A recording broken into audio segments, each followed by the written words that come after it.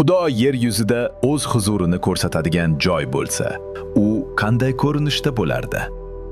Quddusda Shoh Sulaymon egamiz uchun ulug'vor ma'bad qurdirdi. Bu ma'bad oddiy bino emas edi. Bu joy Isroil xalqi ibodat qiladigan, qurbonlik keltiradigan va Xudoning huzurini izlaydigan muqaddas maskan edi. Ahd sandig'i ma'badga olib kirilgach, ruhoniylar muqaddas xonadan chiqdilar. Shunda kutilmagan hodisa yuz berdi.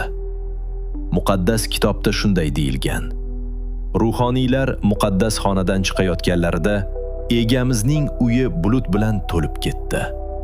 3-shohlar 8:10. Bu bulut oddiy bulut emas edi. Bu egamizning ulug'vorligi edi. Hatto ruhoniylar xizmatni davom ettira olmadilar. O'sha kuni Sulaymon ma'badi Xudoning xalqi orasidagi huzurining belgisi bo'ldi.